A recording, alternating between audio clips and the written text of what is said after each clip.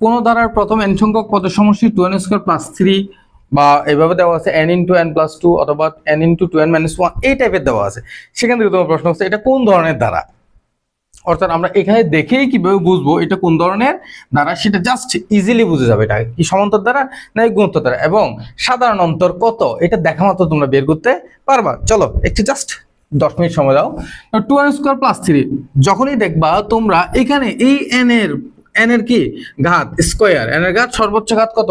সর্বোচ্চ ঘাত, n এর সর্বোচ্চ ঘাত যখন স্কয়ার দেখবা এটা মাস্ট সমান্তর দ্বারা, কি দ্বারা, সমান্তর,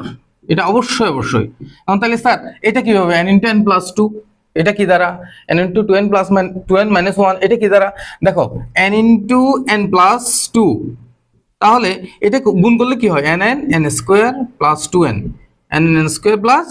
2n, তাহলে এটার কি, এটা কি দ্বারা, এটা কোন ধরনের দ্বারা, দেখো সর্বোচ্চ ঘাত কত স্কয়ার 2 না, সর্বোচ্চ ঘাত কত 2, তাহলে এটা কি হবে, এটাও সমান্তর দ্বারা। তাহলে এবার বলো সাধারণ অন্তর কত,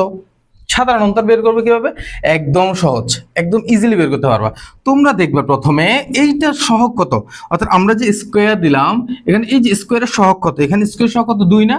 এটা ডাবল, অর্থাৎ n² এর ডাবল, স্কয়ার যেটা থাকবে তার ডাবলটা হচ্ছে কি সাধারণ অন্তর, অর্থাৎ এটার সহগ হচ্ছে যে কত 2 আর এটার সাথে 2 গুণ করবে, তাহলে সাধারণ অন্তর কত 4। তারপর দ্বিতীয়টা সাধারণ অন্তর কত হবে, দ্বিতীয়টা n² + 1, তো এটা সাধারণ অন্তর হবে যে 2, কত হবে 2, কারণ এটা সহগ হচ্ছে কত 1, 1 এর সাথে যখন 1 2 গুণ করব তখন হবে যে 2। তাহলে তোমরা বলো n × 2n - 1 এটা কোন ধরনের দ্বারা এবং এটা সাধারণ অন্তর কত।